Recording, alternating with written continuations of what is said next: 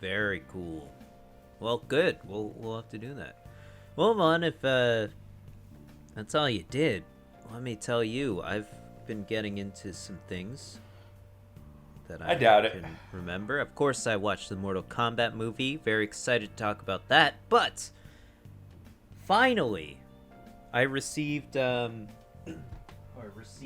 tracked down some. I've been getting into one. I don't know if I told you, but I got some Diplomatico. Amazing, amazing, amazing So good. rum. That stuff is so good. I thought I told you, but maybe I didn't. But I think I did. But maybe not on the Diplomatico, podcast. sponsor the podcast. This is That would our be the number best one- sponsorship. number one beverage Request. that we've had this year. Diplomatico, if you're looking for rum of any sort, get Diplomatico. That stuff is top. Holy shit. But anyways, I've been trying to, I don't know why I think I'm going through like a midlife crisis right now. I'm like I'm trying to like recreate all my childhood things, like I'm trying to get my GameCube working again. So I purchased this thing. This thing's sick. If you have an older GameCube, I got super nerdy with this shit. If you have an older GameCube model, it has a digital display port. It's not actually display port, but a digital port where you would plug in your cables to. It's not a DVI? No, it's not DVI. I guess. Whatever. Anyways, they took of the newer models of GameCube towards the end of its life cycle. Nintendo realized no one wanted that port, or no one was using that port, so they stopped manufacturing it with it. But I happen to have an older one. But you can plug in component cables. I'm surprised you don't have both, an older one and a newer one. I might get another one. You can plug in your component cables to that port because of digital. I've been getting really into this. So there's like two subsects of, like, in America, we all adopted a component as a means of displays, or whoever decided that. I guess the American tech companies, or maybe it was a government thing. Who fucking knows? But in Europe, they used RGB, so they all have what's called a SCART cable. I don't know if you're familiar with this. No. I know that there are different standards between North America and Europe because whenever we wanted to watch Russian movies, we had to have a VCR that would basically play PAL and... Right, exactly. There's PAL and NTSC. Yeah.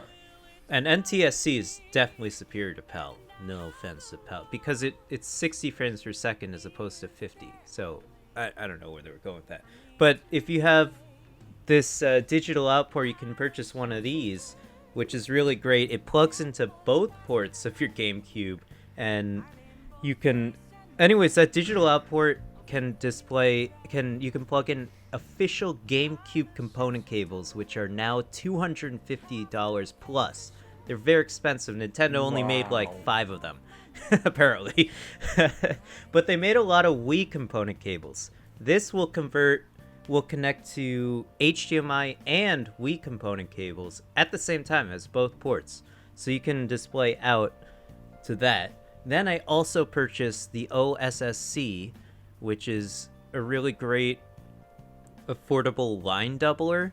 So it will up-res your analog signal and display it via HDMI at a respectable resolution as opposed to... So it'll take, for instance, the GameCube maximum output resolution. Not all games ran at 480p, but its maximum output resolution was 480p.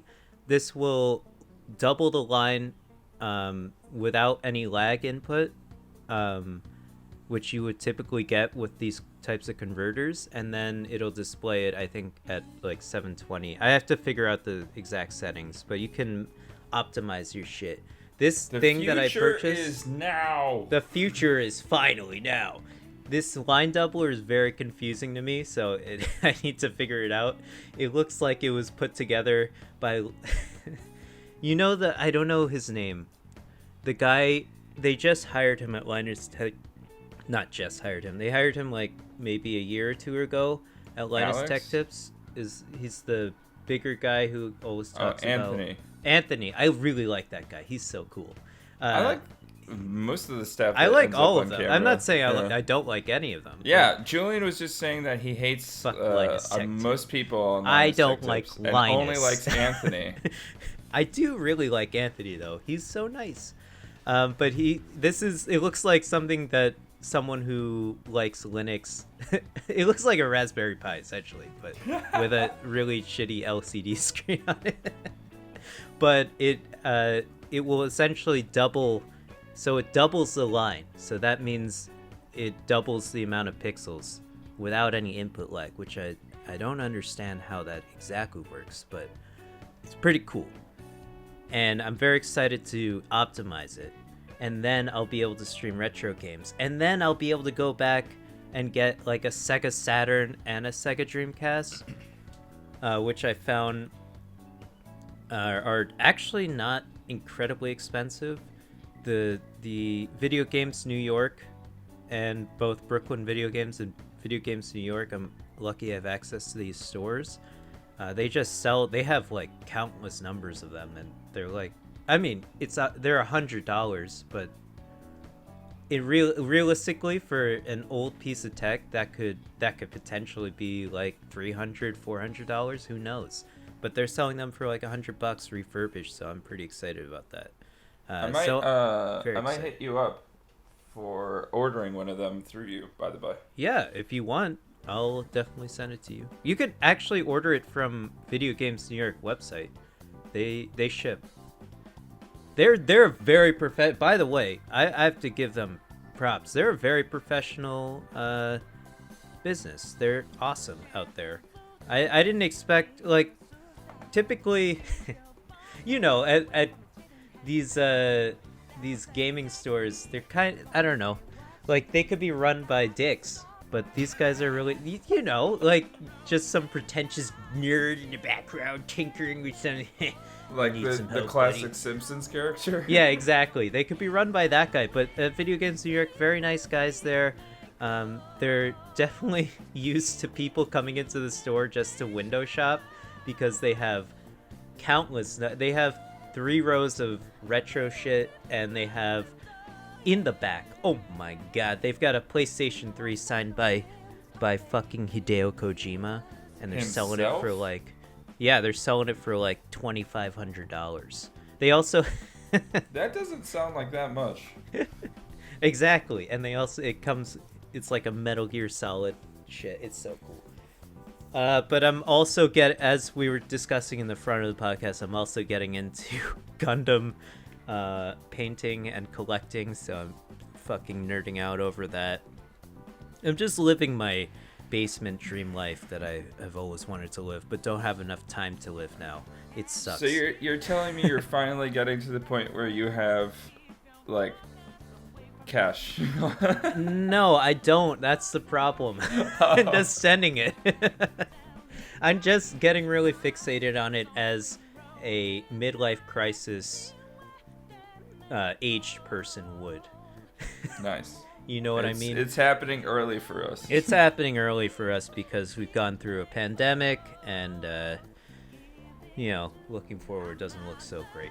Anyways, Yvonne, also, I have to say, in other video game news, yesterday, PlayStation, or Housemarque, released a game on PlayStation 5, and it's exclusive. There's actually a game to play on PlayStation 5 now. It's great. What? And it's good! Oh my god. Returnal just released. This game is so sick. Holy shit. So, Housemarque is the company that made Resogun and Super Stardust HD, the game that Daniel and I would play all the time. So they have Lineage and twin stick shooters that is super awesome. I love their games. This game is a third person shooter with that you can totally see when you see how the enemies attack you and how you can attack them with the guns. You can totally see where it's coming from. That it's coming from Housemarque. It's super cool. Like the attacks are very telegraphed, and you have to dodge them in specific ways.